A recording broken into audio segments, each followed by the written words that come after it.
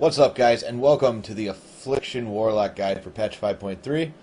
With me, as always, is Akky. What's up, guys? And Akky has been playing his Warlock, obviously, with me in our main raids, and he's going to go through the talents, the glyphs, the stat priorities, and then into your rotation and kind of the ins and outs of Affliction Warlocks. So, Akky, let's get started. Let's go straight into kind of talents, and what are we doing here? Alright, so we're starting off with the tier 15 talents. Obviously, you can get these at level 15. There's 3 to choose from: Harvest Life, Soul Leech, or Dark Regeneration. First of all, don't even think about Harvest Life. There hasn't been any situation where that's going to outperform either Dark Regen or Soul Leech. Soul Leech you're probably going to take for sort of like 80% of the fights, just because it's a passive damage reduction that's always building up and, you know, provides good damage reduction overall. Dark Regen is sort of more for an oh shit sort of moment, where it'll give you sort of like an instant 30% of your health on a 2-minute cooldown, but then also for the next 12 seconds you get a 25% boost to any healing over time done on you.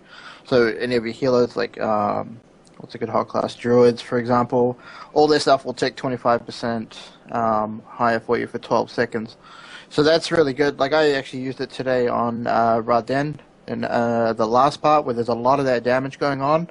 And then for 12 seconds, you know, in the fight, in that last stage where there's a lot of damage going out, I'm getting that bonus healing, you know, to make it a little bit easier and for with them. the health, too, it's almost like your own personal banner.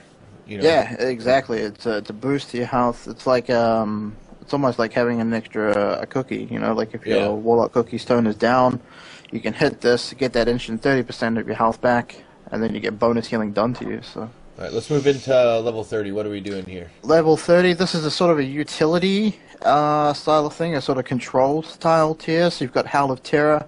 You're not ever really going to use that in PvE. I don't see that being used at all. It's a PvP thing. I mean, you guys know what Howl of Terror is. You do an AoE fear. The 2 that you're going to use mainly for PvE, 90% of the time is going to be Mortal Coil. It's a 45-second cooldown for a 15% base health heal. It's a really nice heal. Or Shadow Fury if you're in charge of sort of stunning some ads. So maybe something on Horadon. What else would you use it on? Would you stun ads? Heroic Lei Shen, when the balls come in, yeah, you can stun there to help out as well. So. All right. And then, but you're either going to use one of those 2. Level 45. Level 45, my favorite. Soul Link, Sacrificial Pack, and Dark Bargain. So this is your shield or damage reduction tier. Soul Link is a passive 50% damage reduction for you and your pet, because you divide the damage that you take between you and your pet. So, for example, if your pet, for some reason, isn't taking any damage, you're only going to, and you're taking damage, 50% of the damage that you take is going to be transferred to your pet. So, in effect, it's a 50% damage reduction. It's a really nice talent. You're going to use this on such things as Dark Animus. I use Soul Link all the time when I'm in demo. But for Affliction, you're not really going to find too much use of it. You're going to get better results if you want overall damage reduction throughput. You're going to go Sacrificial Pack, because it's a 1-minute cooldown for about a 400 to 500k absorption shield that lasts for about 8 to 10 seconds, which is really nice. It's really strong. Yeah, that's ridiculous. Absorption shield for 1 minute, you know. So. Dark Bargain there is your 3-minute I'm impervious to all damage for 8 seconds. But then for 8 seconds afterwards, you're going to take a dot for 50% of all the damage you took. So basically, you're using this for a great example is on Lei Shen Heroic. When you have to deal with the static shock, you go out there, you pop your Dark Bargain, it absorbs 50% of the damage, and then starts dealing 50% of that damage to you over time as a dot. So you can solo circuit by yourself without dying, basically, and then use your healers to heal you through the dot that it leaves on you. Gotcha. And level 60s? Level 60s, pretty blah talents. 99% of the time you're going to use Burning Rush. It's still a very clunky mechanic. Don't really like it too much, but it's a speed boost that uses the GCD. That's the main problem with it. you have to waste the GCD to activate it, so it's not that great. Blood Horror, never going to use that in PvE. Unbound Will, you're only going to use that in one fight, which is Jinrock, if you're in charge of dispelling yourself. So, gotcha. Yeah, like I said, most of the time you're going to use Burning Rush. Just be careful, if you do use Burning Rush, make yourself like a weak aura or a tell me when of when that's on so that you don't forget it's on, because it's also going to be draining 4% of your health per second to use it. So Yeah. if you're not careful, you're going to be in trouble. Fair enough. And level So now, 75. 75, this is where you get to choose what kind of service or grimoire you're going to use. Two main options for Affliction are going to be Sacrifice and Supremacy. At the moment, Supremacy is the better one for Affliction, simply because of the way our scaling works and our stats, which I'll get into in a little bit. But basically, Supremacy, you're going to use the Supremacy on your Fell Hunter, which makes like this eyeball pet instead. You know, a lot of people keep asking me like what that is. It's just the Supremacy version of your Fell Hunter. And yeah, like I said, with this, the way that our stat priority works with haste being so good, it increases the attacks that he does. So he does more damage, and he's the best pet to use. The other one is Sacrifice. If you don't want to use a pet, what that does is it's going to buff your main filler spell, so your Malefic Grasp and Drain Soul. They get a damage bonus to sort of offset that pet damage. But like I said, it's not quite as good as Supremacy. So. Gotcha. And then level 90 for... Level 90, the three sort of defining caster talents. We've got Akamon's Vengeance, which is pretty lackluster, I guess you could say is the word for it. It's not really that good, but it basically returns 25% of all the damage you take or fight on a 2-minute cooldown for 8 seconds, and then when it's not on cooldown, you get a passive 5% of the damage turned back. So think of it like thorns in a way. Okay. Kill Jennings Cunning, this is sort of the standard for everybody. Just allows you to cast and move, but you run slower, which stacks up to 2 times. So when you've got both, you use 2 spells while moving consecutively, then you're going to be running 30% less speed. So great talent, but you've also got to be careful. It'll catch you off guard on things like Ji-Kun when he does his downdraft, because you can't run against it if you've got that 2 stack of 30% movement reduction, so. And then you've got Manaros Fury, which for Affliction, there's not really any fight that you're going to use it on. The only one you could probably use it on that I've been thinking about is like Heroic Primordius, if you just want it to be really scumbag and just AoE seed everything, then you could do that, but that's not going to be effective DPS. But yeah, probably 90% of the time you're going to be using Kill Jennings Cunning. Fair enough. And then Glyphs for Affliction, what are the 3 mains? And there isn't really any that you need. Okay. There's two that I would suggest that you take is Soulstone, so that when you put Soulstone on, like in our raid, it's the Warlock's job to keep Soulstones on our tanks, so that if they go down for some reason, they can instantly come up. So we use the Glyph here, so that they come back at 100% health, not the 30% when it's not glyphed. Yep. So and as a tank, you don't want them obviously low. So, and the other one is mandatory. It would be Siphon Life. It's basically just going to give you 0.5% of your health back every time you deal damage with Corruption. And when you get onto multi-target fights, such as Tortos, where all the bats come down, you get Corruption ticking on them, you can do a lot of self-healing. Anyway, some fights on Tortos I've done anywhere from 30 to 40k self-healing just from this glyph. Right. So, pretty OP in those situations. Fair enough. And then, obviously, if mages don't really matter, minors or... No, mages. The other major is just whatever you want. You can take it situational. Glyph of Curse of Exhaustion is really nice for when you're doing Tortoise, if you want to slow all the turtles that come out. The only other one you could probably use would be like the the Hellstone Glyph. And basically what that does is it gives you 100% more healing from using the Hellstone, but it makes it a dot. So Right. if you combine that with that tier 1 talent that we talked about, the Dark Regeneration for that 12 seconds, Yeah. you get 200% from your health stone as a dot when you're already taking 25% more healing over time. Yeah. So that's insane. yeah. You may have done PvP or BGs and you've seen Warlocks and they pop that purple swirl around them and they just don't die. That's because they're using the Healthstone Glyph with that amount of healing. That's ridiculous amounts. Fair enough. So, but other than that, yeah, there's nothing really else. There was a Soul Swap Glyph, but that stopped getting used. It's just, you don't want to not be able to instantly soul burn, soul swap dots onto Right. anything, and be locked out of that 30 seconds. It's not cool. So Fair enough. And then let's go into stat priority. Stat priorities. Okay, so at the start, there's two views on this. I'll go over this first with hit rating. Hit isn't as necessary in a lot of cases for casters, compared to other casters as it is for Affliction. This is mainly speaking for sort of lower end gear. Like if you're going to you're going to get much more benefits out of haste and mastery at the lower end sort of gear. So I'm talking you're just coming into level 90, you're sort of hitting that, 460, 470, 480 sort of level until you start getting that Throne of Thunder gear. Not reaching the hit cap there is completely fine. If you're at sort of 12, 13%, that's fine.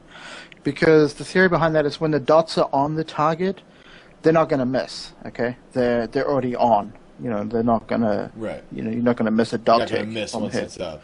Yeah, once it's on. And, the amount of times that you're going to miss applying a dot at 13% hit, it's very minimal. It's not a huge game breaker to us, so... I get it. Basically, at that sort of level, you want to follow haste, mastery, hit as your stat priority. You'll find bigger returns just stacking haste, especially with how RPPM works and stuff now. Once you sort of get above that gear level, so you sort of 480 to maybe mid 520s, that sort of thing, getting to the hit cap, you're going to have more than enough hit to do it, so get to it, just take out that chance of it ever missing, why not? Right. Again, haste is going to be your best stat after that. So you're going to go hit to 15%, then you're going to go haste, mastery, and then crit afterwards. Okay. So follow that. There's some breakpoints you want to sort of aim for. The most common one is going to be 9937. That's pretty obtainable for just about anybody now in Throne of Thunder gear. You're not going to have a hard time hitting that. Once you hit net 9937, what you want to do then is start reforging and regemming everything into mastery, so you're buffing the amount of damage that your dots do from the mastery. Fair enough. Until you can comfortably reach the next breakpoint, which isn't up until around 13,000. Then you want to be sort of, so you're going to be getting around sort of Throne of Thunder normals with a bit of heroic gear in there to sort of get to that level. And then when you get to sort of full best and slut, you want to do what I do, and you want to go to 16 to 17k haste and just go balls to the wall haste. Okay. So. And then is there trinkets that you really need to have as Affliction, or especially with the RPPM, just the way that it almost is built into classes now. Yeah. Like, what are your two trinkets that you're really going for? Your trinkets. So you've got a couple of options here. It depends on your sort of play style that you want to play.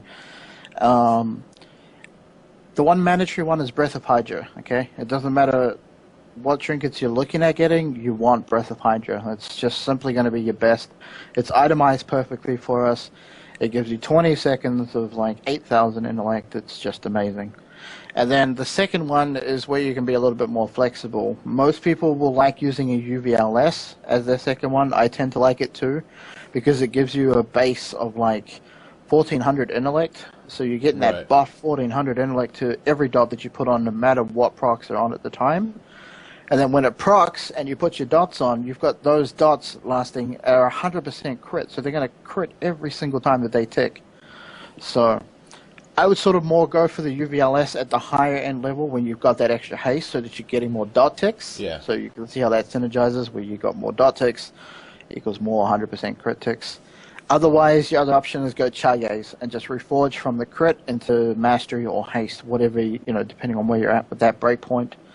And that's, again, it's just an int proc. And it'll proc quite a lot more often because it's only a 10-second duration. So you'll find that it'll sort of proc more often. It can keep you having more buff dots on. Yeah, I've noticed that, especially when I'm playing Fire Mage with all my Ignite ticks and my dot ticks, is that the more haste, especially with the more haste I have as well, it seems that Chaye's is just good. I mean, it's just, especially if you're a dot class, it seems Chaye's is constantly almost coming up. Yeah, Chaye's is really good. I mean, you'll notice that Breath sometimes takes a little longer to proc. That's because it's got a longer duration. Chaye's only has half of that, so it sort of tends to proc a little bit. You'll see it more frequently than you will Breath of Hydra. So. All right, and then getting into rotation, what do we have there? For rotation, okay, so you've got a priority system here. You'll see... So this is just based on my opinion, guys, but you'll see a lot of people out there that say that you shouldn't use Haunt on cooldown. You should use it when you've got 3 or more soul shards stored up, basically. I don't think that's correct, to be honest. I want to try and keep Haunt up as close, have as much uptime on my Haunt, so I'm getting that bonus 25% damage from my dots that are ticking. So I'll use it if I've got 1, I'll use it if I've got 4, 3, or 2. If I've got it up and it's not on the boss, then I feel like I'm missing out on damage there. You know what I mean? Like, it's sitting there to be used. So you Why almost am I not try to keep it its uptime as another dot as much uptime. as possible. Okay. Yeah. So you don't spam it then? No, oh god, no. Okay, so basically when you cast it, it's going to hit the boss for a fair amount of damage, anywhere from around 100 to 200k damage up front. But it also applies a dot for 8 seconds, which increases all other damage over time by 25%. So when you're on there and you're channeling Malefic Grasp while that's on, all your dots are doing 25% more damage with that Haunt going on. So what you want to do is cast your Haunt, channel for about 8 seconds, reapply any dots that you've got, cast another Haunt, start channeling again, so you're getting that bonus damage all the time. Okay. You see what I mean? So now you'll generate more soul shards. You've got 2 options here. When your corruption ticks, it has a chance to proc what's called Nightfall, which is basically a free soul shard. So the more fights you, like with more ads that you get corruption going, the more chances you have those Nightfalls proccing. So Megara, you want to keep both heads dotted. Tortoise ads, you want to blow them up, keep corruption on the bats that come down so that they're generating soul shards for you. If you're in that situation where you can have, like corruption ticking on 10 plus ads and you're just generating soul shards, then yeah, you can spam,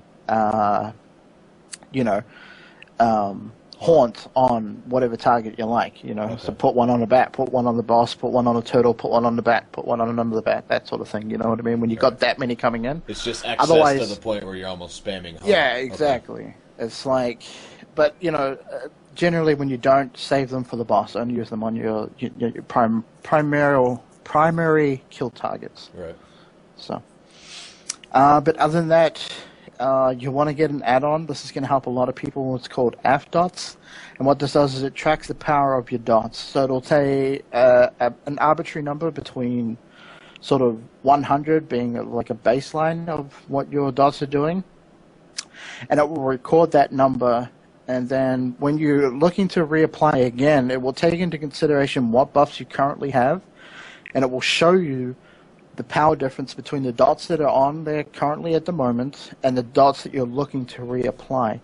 So if, for example, you're in your opening pool and you've put all those really powerful dots on, you had your UVLS proc, and your dots are doing insane amounts of damage, you obviously, when those fall off and then the numbers drop down to like on AF dots where it says maybe it's like 20, 30, like that's really low.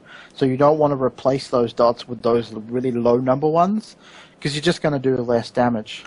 Right. Obviously, you don't want to let those dots fall off. But, in the case of where it's going to be like 20 or 30 on that AF dots, which is really low, it's okay to let that dot do its last tick and then put a fresh hit on it. That way you're getting that extra tick of that really powerful dot before you're applying these new weaker dots. You see what I mean? Yep. You see. So AF dots just makes it really easy to track the power of what dots are already on there and what dots you're looking to put on there. So all right. I would say you definitely need to get that add-on. It will make life a lot easier for Affliction.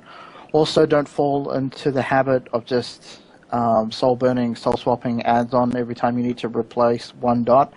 if you've got really powerful dots on there, and your unstable affliction's about to fall off, but you've still got 15, 20 seconds left on your agony, just hard cast your unstable affliction so that you've still got that powerful agony dot ticking. Okay.